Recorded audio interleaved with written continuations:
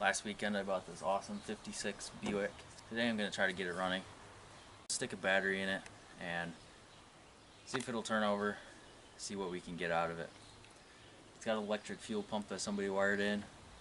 I'm going to use that for now, but eventually I'm going to rebuild the factory vacuum fuel pump. Let me show you what's going on. Alright, so down here, this is the vacuum fuel pump. And it must have quit working at some point. Somebody bypassed it and put this crappy electric one on, and it's noisy, really noisy. But to get it running, we're just going to use it for now. Somebody ran a wire up and just stabbed it right in the fuse block. So that thing just runs all the time when you got the key on. The carburetor probably needs to be rebuilt as well. There is a spare in the trunk, but I don't think it's any good. We'll see. We'll see if we can even get it running today. We're going to start by stealing a battery out of another vehicle because this one is pretty low, and we'll go from there.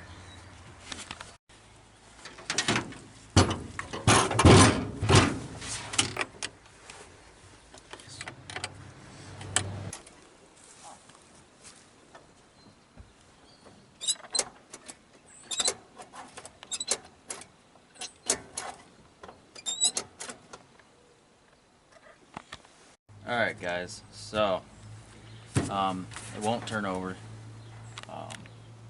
Probably a bad connection somewhere. I'm going to go through all these cables. This feels really loose right here, right off the bat. That doesn't feel too great either.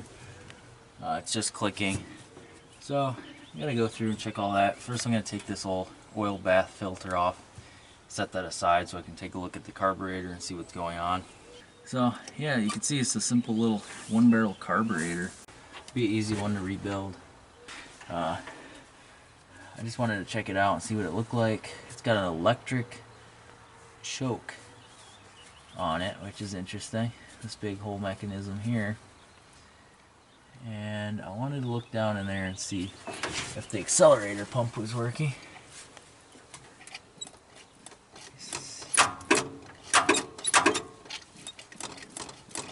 Looks like it's squirting gas.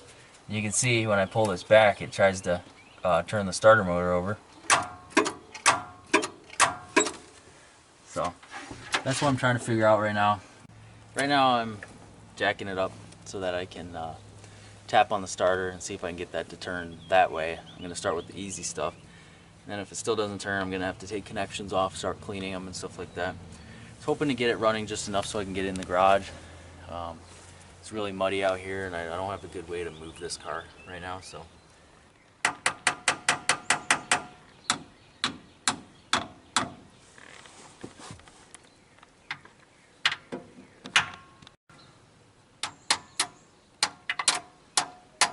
think I'm going to end up taking the starter out, checking it out, seeing what it looks like, and go from there and see if I can clean up some connections and stuff. So that's what I'm going to do. Alright guys, it's a beautiful Monday afternoon after work. Got the car propped up on some blocks, and yes, I do have a jack stand, so don't freak out. Perfectly safe. Pulled the starter out. That top bolt here, serious pain in the butt to get out, but I got it. And this thing's really, really heavy. This is probably the heaviest starter I've ever lowered down, but I want to just kind of bench test this and see if it works. I also noticed that this end piece here is really loose because these screws are backed way out, so I'm going to tighten those up as well. We'll see what it does here. I'm going to grab a pair of jumper cables, and I got a battery right there, and we'll see what it does. Alright, I'll show you what's going on here. It's not working. Solenoid's working.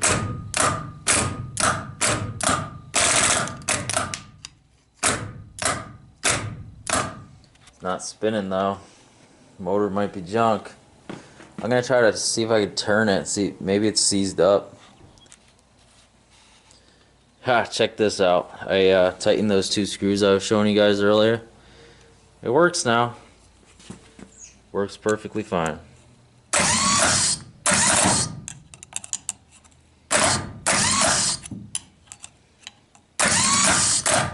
Pretty cool. I don't know. I guess that was the problem. These were like really loose, so I tightened them up. I drew these two parts back together. Works perfectly fine. I'm gonna clean up some connections here. I'm gonna clean this up. Maybe clean the whole thing up a little bit and stick it back in the car. Maybe. Alright guys, it is Tuesday now. Looks like it's gonna rain here soon. Yeah, got the truck pretty stuck in the yard.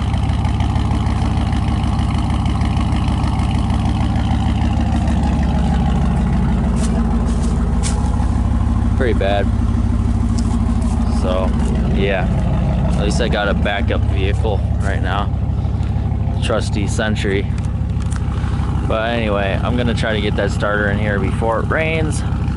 Let's see if it'll turn. Alright, starter's all ready to go in. Got the connections all good and clean. One thing I'm going to do here is, if I can get the hood open, I'm going to spray down these hinges with PB Blaster. No, this is not sponsored by PB Blaster. It's just what I had laying on the shelf. Because these things are super stiff. If there's any other fellow Nailhead engine owners out there, and if you're curious, this is what I kind of came up with to get the top bolt on the starter out. It's a short 1/4-inch drive breaker bar with an adapter and a crow's foot on there, 5/8. It's the only thing I could get to work because it's very tight in there, but some angle like that works. Alright, got it installed. You can see just how clean the bottom of this car is. It's got a lot of grease and oil, but that's good solid steel right there.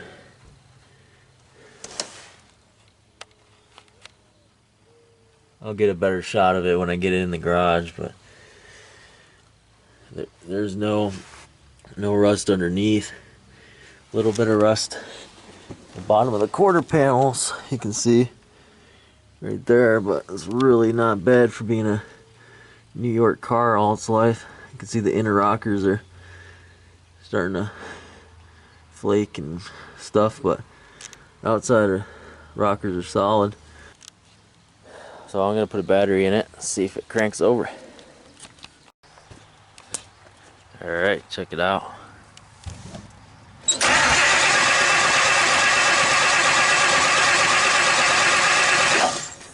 Turns over good now. I don't know, I might have to start it today. I can't stand it any longer. Alright, I made the decision. I'm gonna fire it up. I'm gonna hook the coil up here.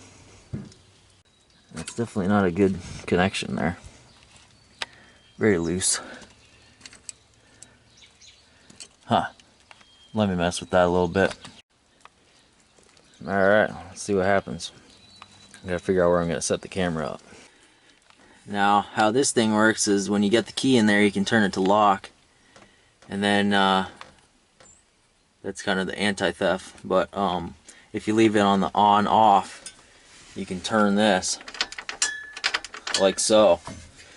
So I gotta make sure I turn it to lock when I'm actually driving this thing around. Alright, here we go. Let's see what happens.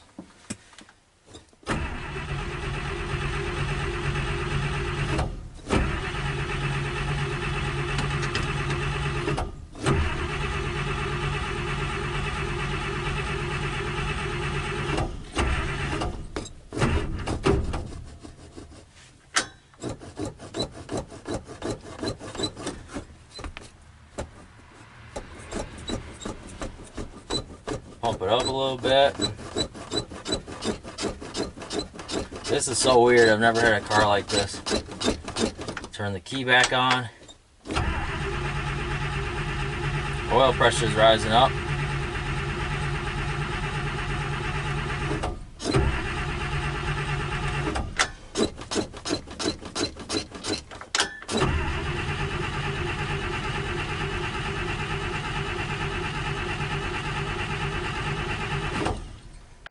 I gotta fix that gas pedal.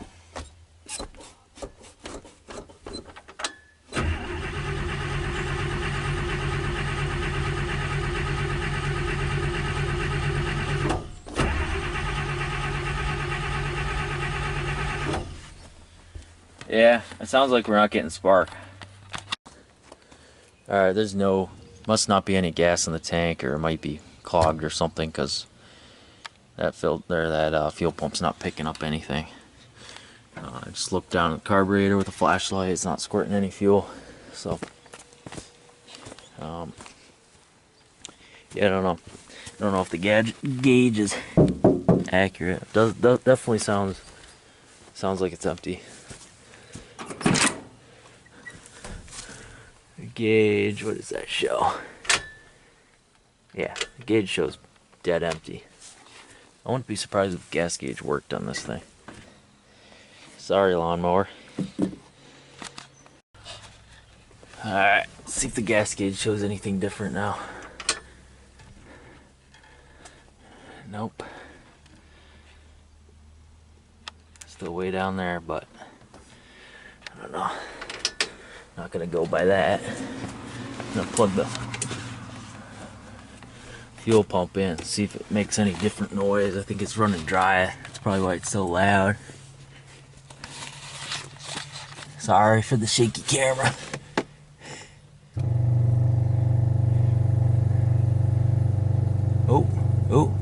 Oh, smooth right out. It's picking up fuel now. Yep, it's definitely picking up fuel now. Let's see what we got. Oh yeah, squirting fuel now. Alright, let's see what happens. I'm gonna shut the door so the dome light's not robbing power. Set you guys right here. See what she does.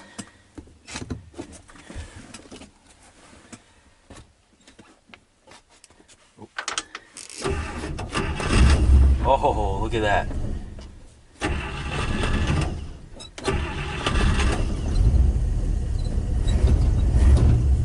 Oh, started right up. Oh, this thing's quiet.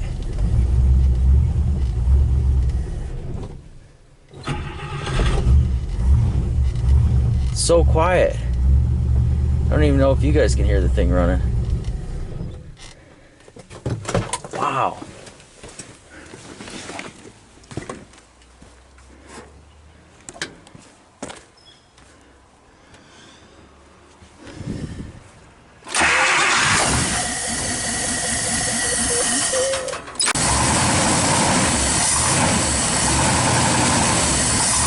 I don't think the carburetor's too happy, but it is idling.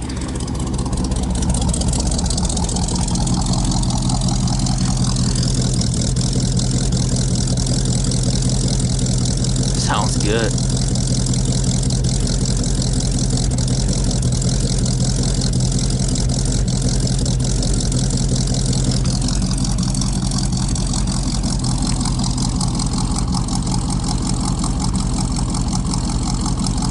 Wow, it's running good. Make sure nothing's leaking. I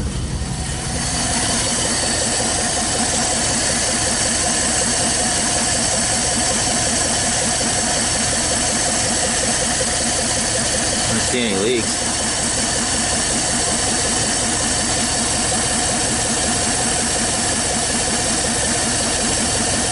That pulley doesn't look too tight, does it?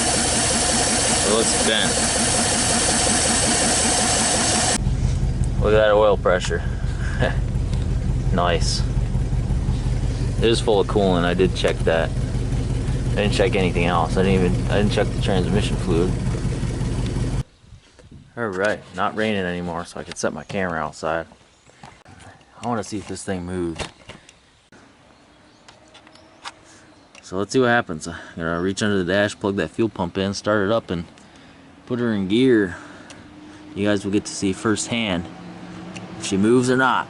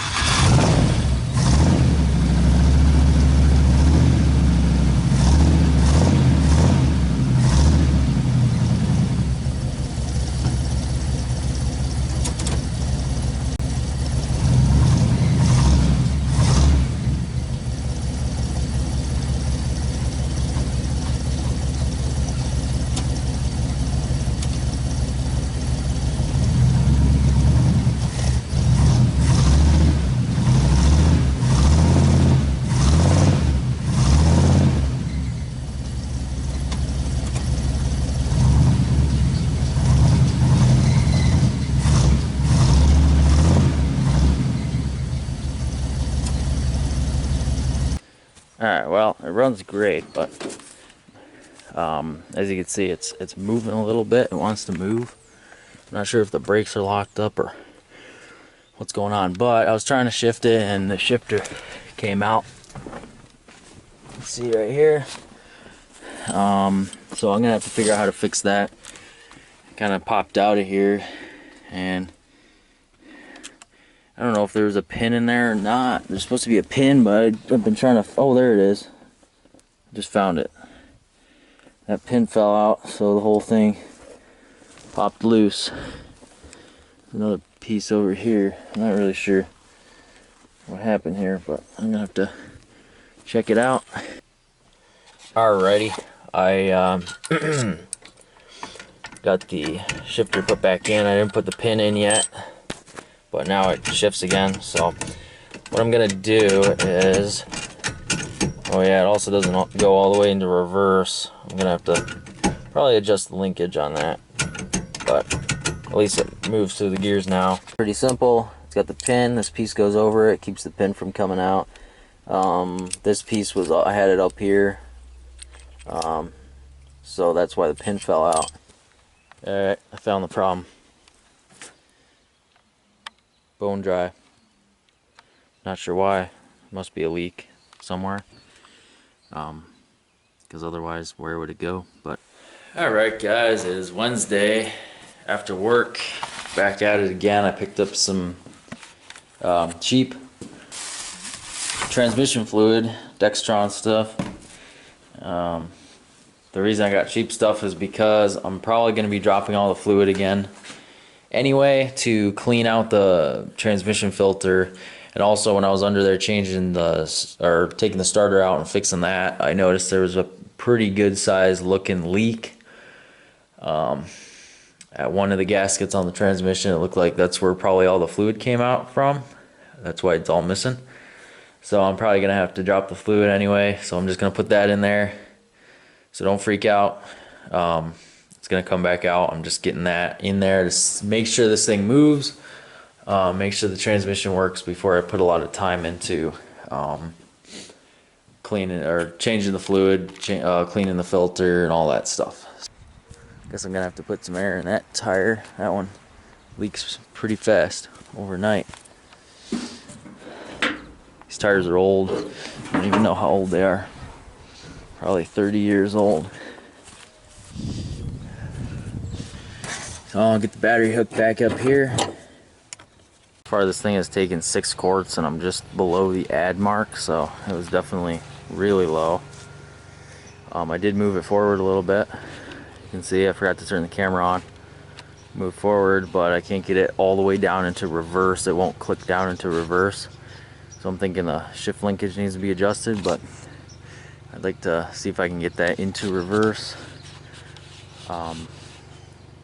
right now so I can maneuver it around the yard. But I don't know, we'll see. Alright, well, this thing's still a little low. I'm all out of fluid, so I'm going to have to make a quick run to the store, grab a couple more quarts. I don't want to run it until it's full, so be right back. Alright, back with some more cheap transmission fluid. Man, what a beautiful day it was. Too bad I was stuck at work for most of the day, but hey, at least I'm still working, I guess. So yeah, I'm gonna get this stuff in there, get it topped off, and see what it does. Alright, finally got it topped off.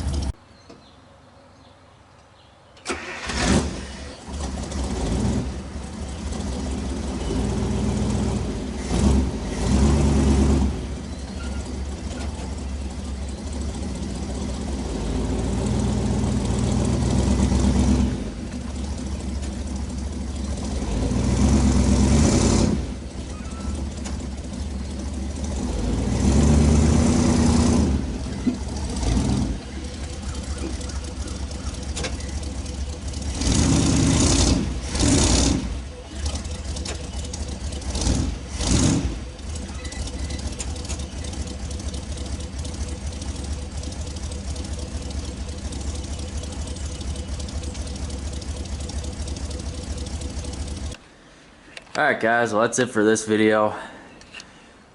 I guess I gotta do a little tinkering with the transmission, see if I can get it to go into gear. Hopefully I won't have to tear the transmission apart, but we'll see. Those Dynaflows really aren't the best, but I'd like to get it working in its original form. So tempted to put a big block Chevy and a 4-speed Muncie in the thing and make it a real sleeper, but I don't know. I'd like to keep it original too. Let me know what your thoughts are. Yeah, there's not a whole lot of options for transmissions on those early Nailheads. Very odd bell housing pattern, so you're pretty much stuck with the Dynaflow transmission. Now you could put a synchro mesh transmission that was in the Centuries, but if you put one of those in, you have to change the crankshaft, so it's a pretty involved project. So yeah, I don't know, we'll see what happens. For now I'm gonna keep try and get it running just the way it is, all original, and go from there. So thanks for watching. I hope you enjoyed, and I'll see you in the next one.